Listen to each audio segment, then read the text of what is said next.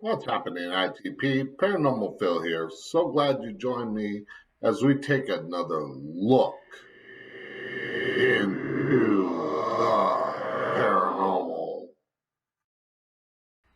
So before we get started, make sure you like, subscribe, and hit the notification bell to get notified when I post my next video. Also, be sure to share this video with all your paranormal friends. So before we get started, down in the description down below, there will be a PayPal link where you can donate to support Into the Paranormal to help me make more videos such as this. Also, you can donate there to help me bring Talk in the Night back on the airwaves to bring you great guests, great content, and all around great topics.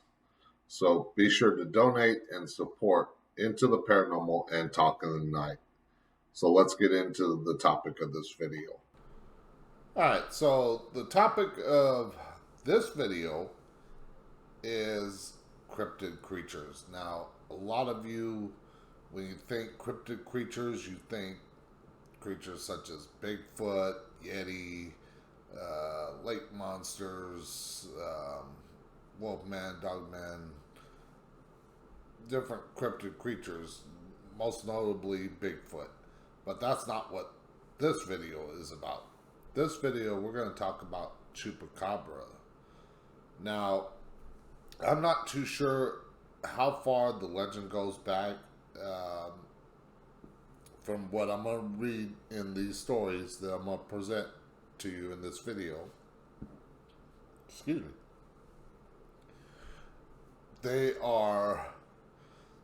The report starts around 1995, which is quite a bit of ways back. That's 25 years back, but in relative terms, compared to like legends of Bigfoot, they go back hundreds, maybe thousands of years.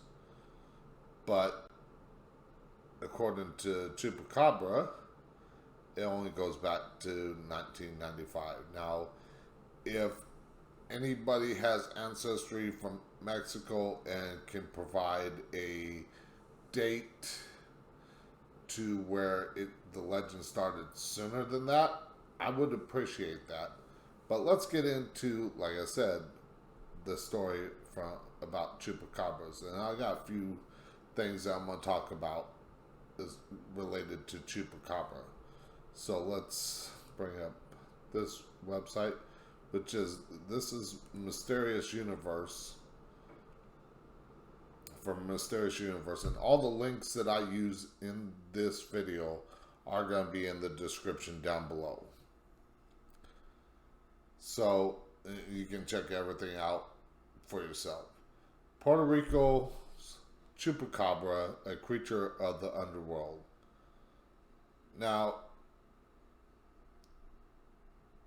there have been many sightings in New Mexico, Mexico, the desert southwest of Chupacabras. But according to this, it all started in 1995 in Puerto Rico. So the story says, between 2004 and 2017, I've been on many expeditions, mainly funded by TV channels, to Puerto Rico in search of the legendary Chupacabras. The phenomenon began in 1995. Again, that's when I said the story mentioned it, 1995, which is 25 years ago. It was specifically in August of that year when a woman named Madeline Tolentino, and I forgive me if I pronounce that name wrong, who lived in Canavanas, which is close to the northeast coast of Puerto Rico. Now, I do have somebody that I know that lives in Puerto Rico, and I might ask him to see if he's seen anything, but he delves more into a political thing, but we're not doing that on this channel. I mean, I'm going to bring up some conspiracy things for this video, but if you want more in-depth conspiracy things and stuff like that, I'll let you know where to check that kind of stuff out, that content out, on my other channel. But I'll do that at the end of this video. So the northeast coast of Puerto Rico changed everything.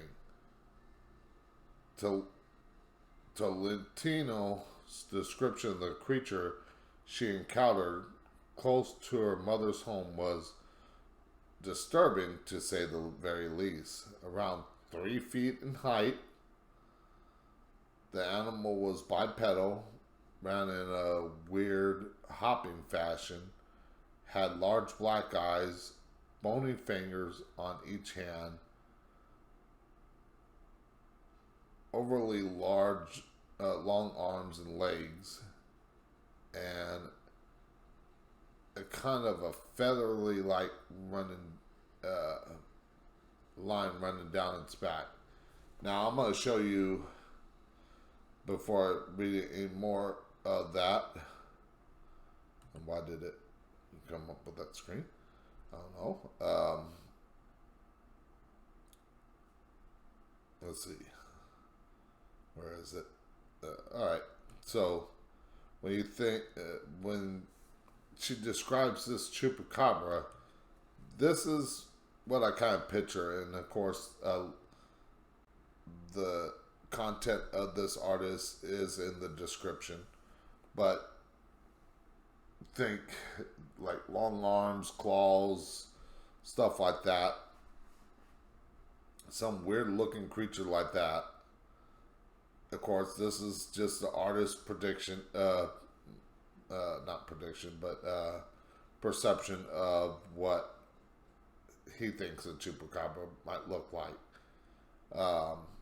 Now, also, when you think chupacabras, and what you mostly hear about or see in news stories of what a chupacabra looks like, you think something like this.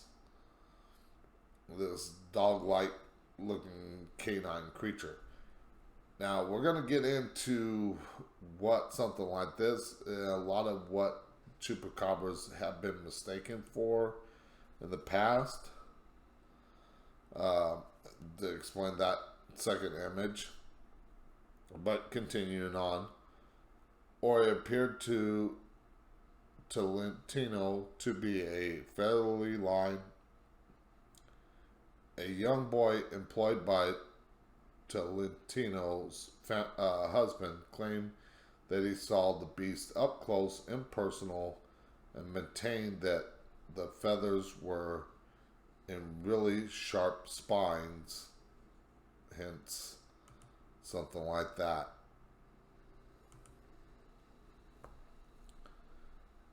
Now, the boy also said the creature possessed a mouthful of vicious looking fangs. Not only did people know of the chupacabra and its predations, please forgive me if I pronounce something wrong, they also knew that it looked like something straight out of their worst nightmares. And like I said, this is why I'm going to mention some government conspiracy type things. And I'll let you decide what you think the chupacabra is, or anything about what I talk about. I'll leave that up to you. So continuing on, I guess that's rainforest there in Puerto Rico. Okay, so one of the strangest things about the creature is the fact that they are incredibly elusive. And when you think incredibly elusive, what other cryptid creature do you think of? Think of creatures like Bigfoot, Nessie, uh, also known as the Loch Ness Monster, for those that don't know. But I'm pretty sure everybody knows about Nessie. But these creatures are reportedly incredibly elusive. Not only that, people have seen them disappear incredibly quickly, which I'm going to give you kind of my thought on stuff like this, which could go with Bigfoot, could go with the Loch Ness Monster and other cryptid creatures, and probably why we do not see them. Uh, Now, there are many thoughts out there that they could be interdimensional creatures, or they're very well adept in their surroundings, that they're not seen and they can disappear very quickly.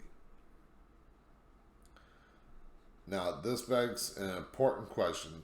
How can the chupacabras, elude us so skillfully? Now, there is a possible answer to that question. Caves. Now, the desert Southwest has a lot of caves. Mexico has a lot of caves. So that is another possibility, that these are cave-dwelling creatures.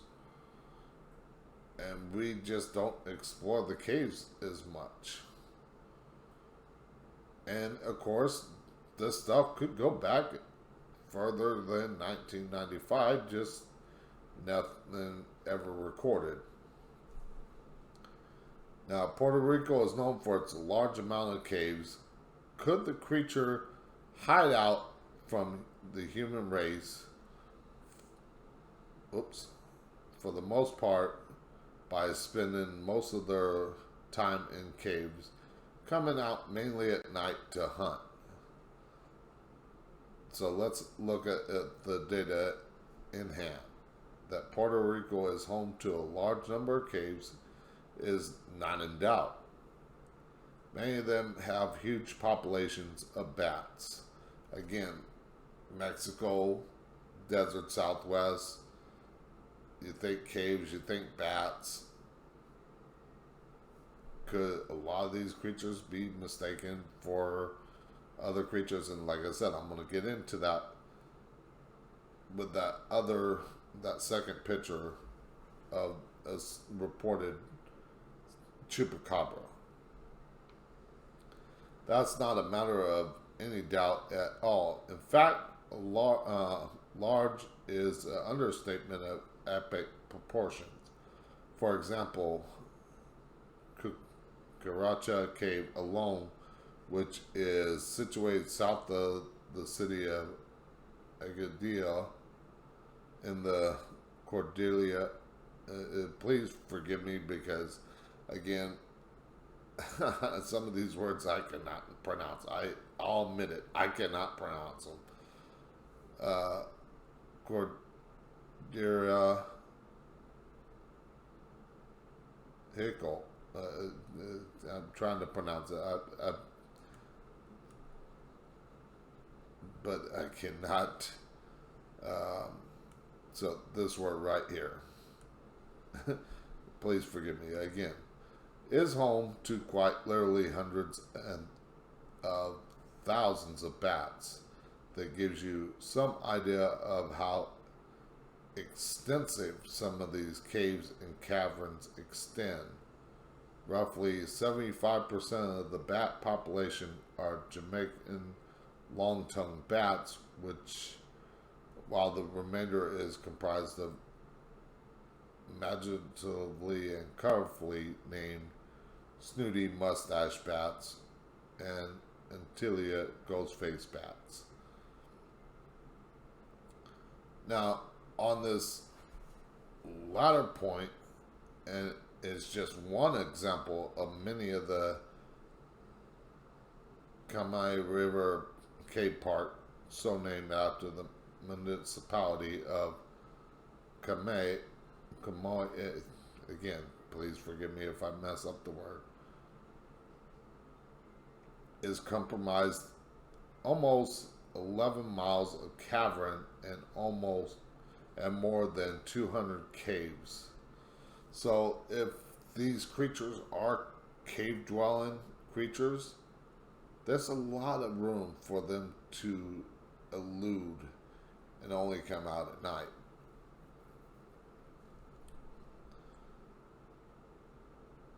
It says, even at the dawn of the 21st century, the cave systems were barely explored or mapped. And I feel the same way as far as the desert Southwest. Now, I'm sure if these creatures existed well before 1995, the Native American tribes in the desert Southwest or in Mexico probably talk about it. But, of course, it's very hard to find anything on that. If you got something, any links to Native American lore or Mexican lore of the Chupacabra, leave it in the comments down below. Alright. Uninvestigated and untouched by anyone. So, we're not going to read the whole story here. I'll let you read the whole story here. But, like I said, everything is going to be in the description down below. Now, this story is from my essay, I guess San Antonio newspaper.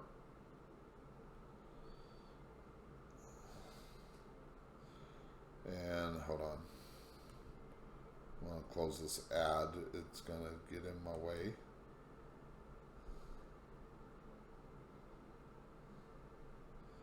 Alright, New Mexico investigator explains Chupacabra sightings with climate change. Now, again, with the whole cave thing, again, I'm going to leave that up to you to decide if these creatures are cave dwelling or what be. But it says, an investigative author from New Mexico with history of scientifically debunking the Chupacabra myth says he can explain sightings of the mythical creature. And this is where that second picture, this picture is going to come into play.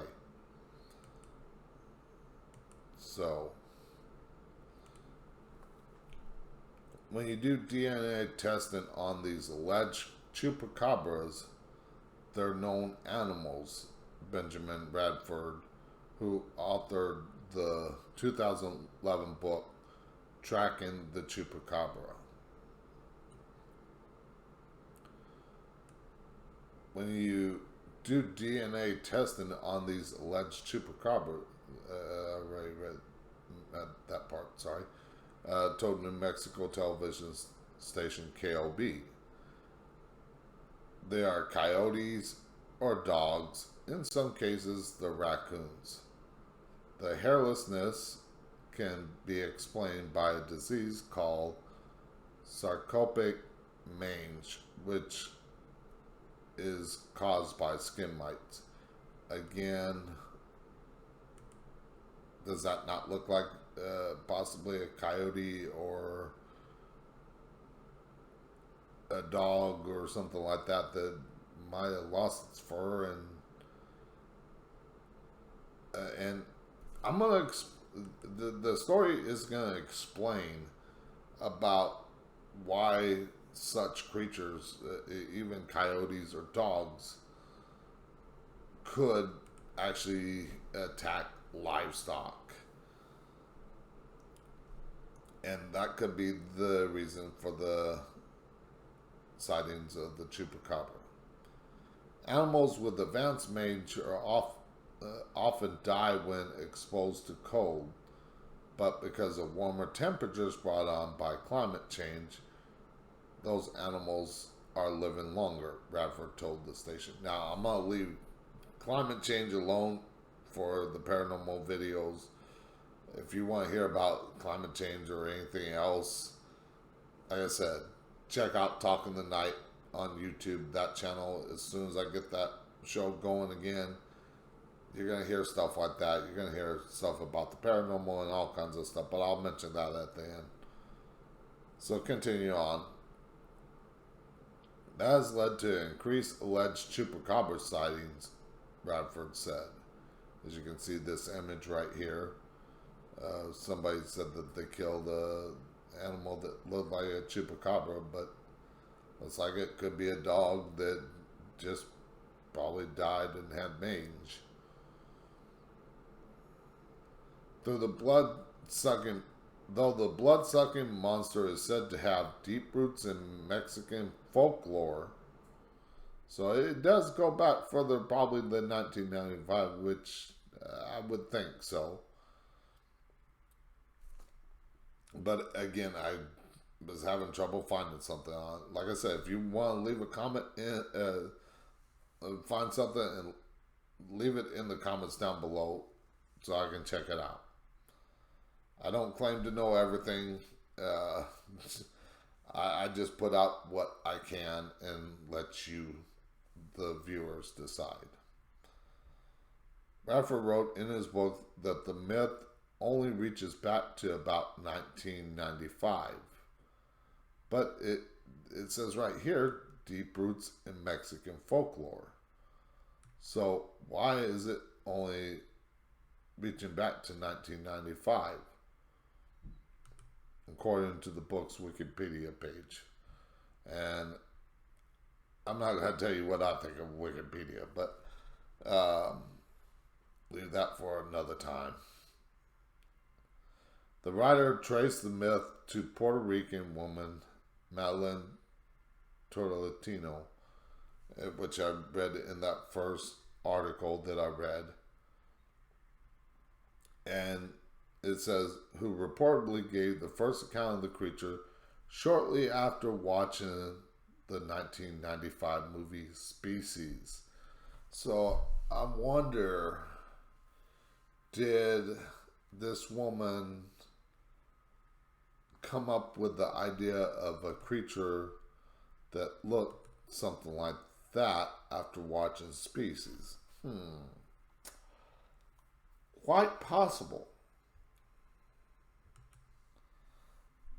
But again, I'll leave that up to you, the viewers, to decide.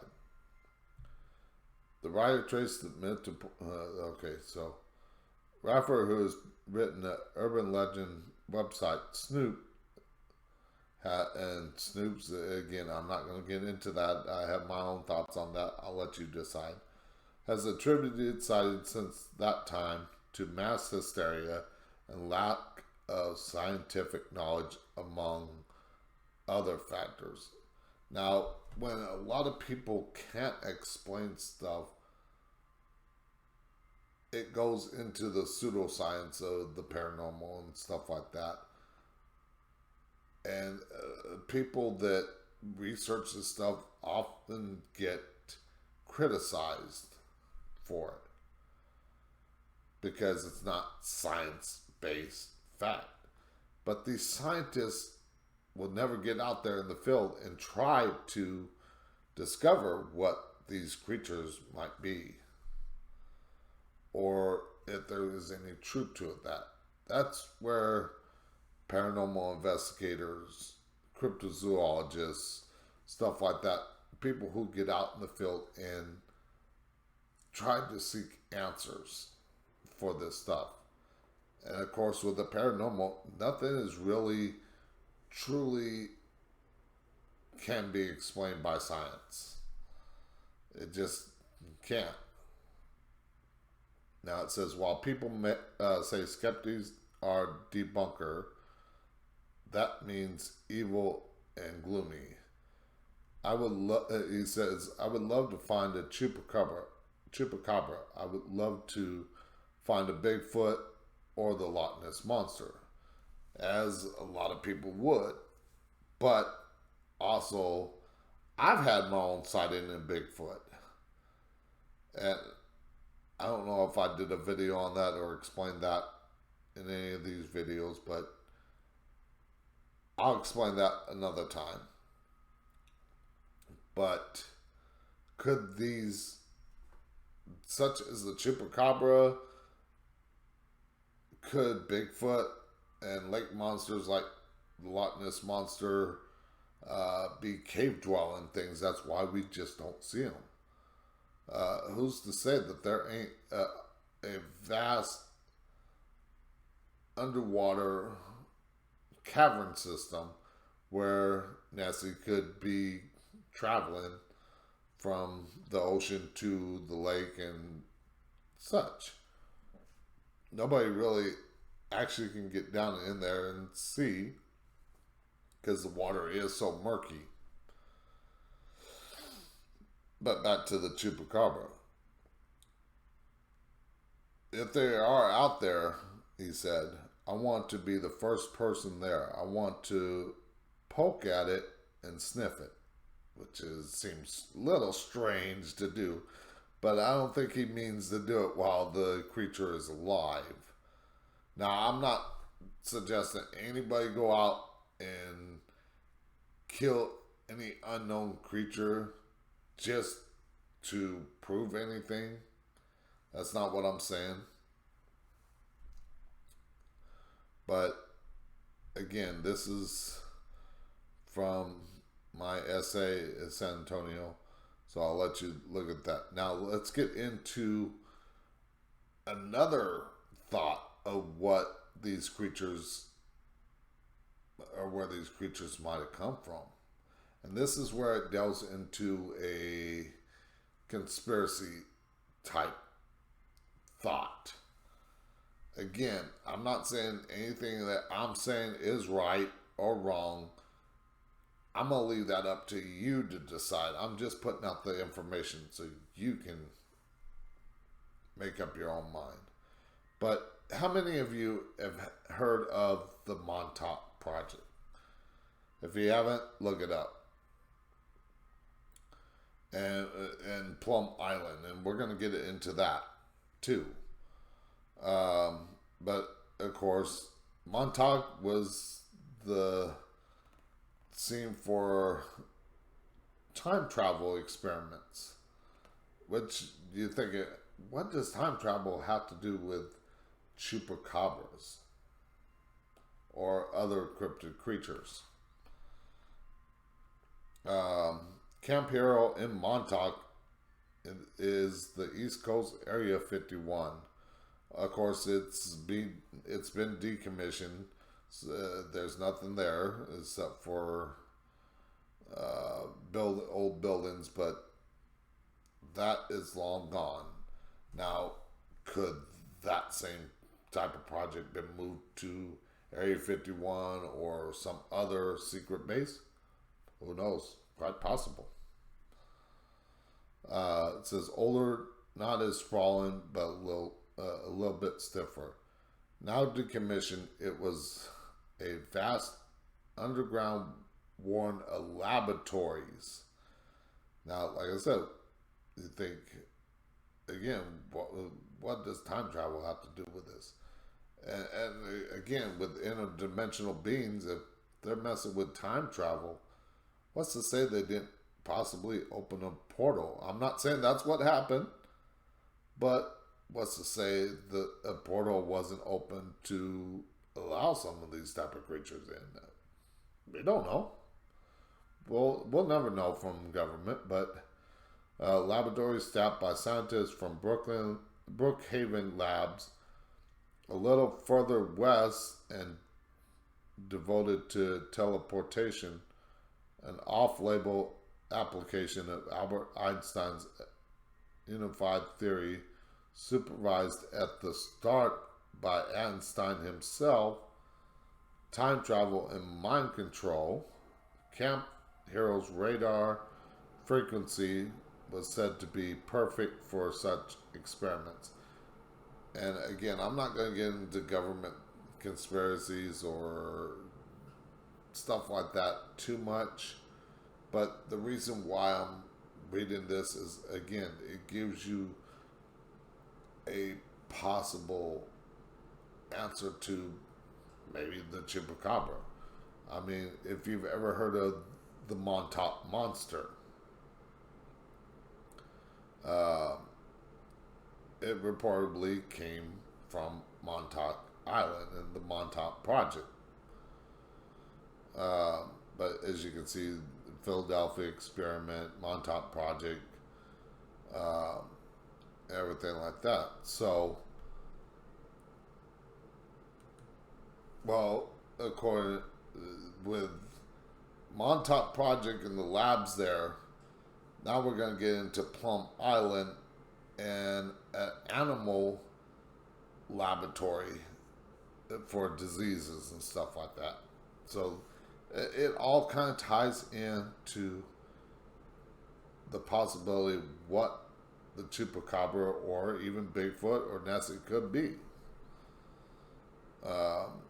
Again, I'm not saying that it's Bigfoot goes back many years before any lab type stuff like this was, but I'm talking about like the Chupacabra and some of these newer cryptid creatures. Nessie goes back a ways in folklore. Bigfoot goes ways back in Native American folklore. Chupacabra goes back in Mexican folklore. I don't know how far back, but according to those first stories I read, 1995.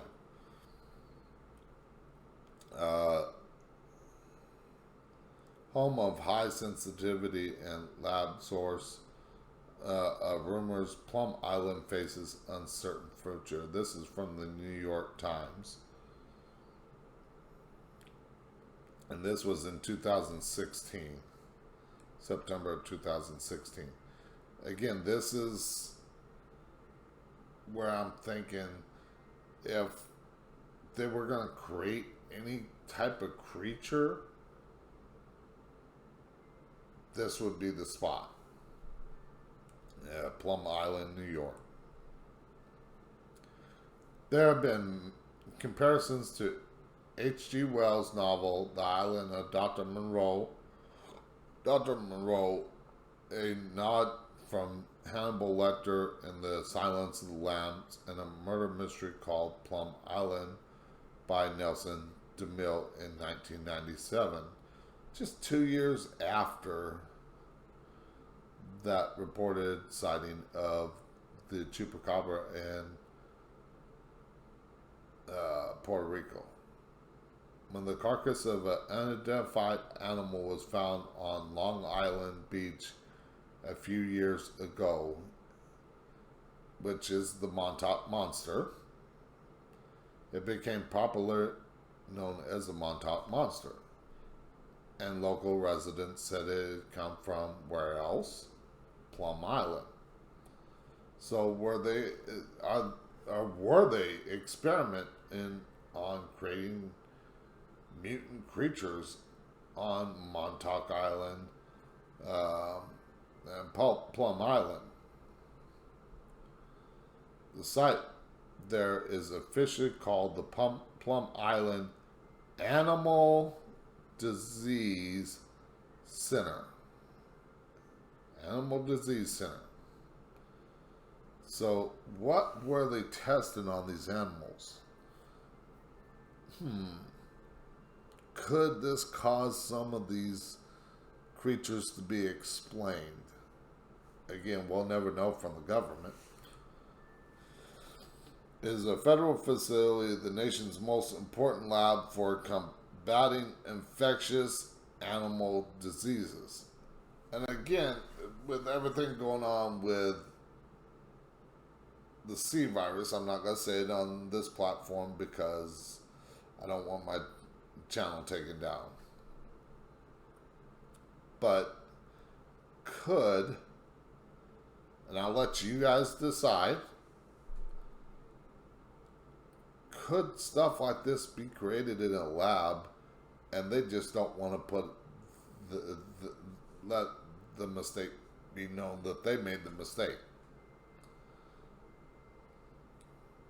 But the fact that the island is 1.5 miles off Long Island and that access to it is highly restricted has made the high security lab a source of a cascade of science fiction scenarios and conspiracy theories, which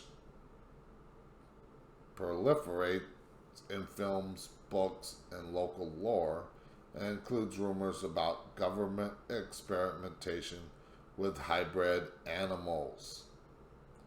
Again, I'm not saying this is fact. I do not know this for fact. But it would not surprise me if this was the case. Cold War biological weapons and even outbreaks of Lyme disease. On Tuesday, officials allowed a small group of reporters who had undergone extensive background checks a rare glimpse into the island of intrigues. But first, there was a morning ferry ride from Connecticut carrying Plum Island workers. The commuters filled into a modern cinder block building.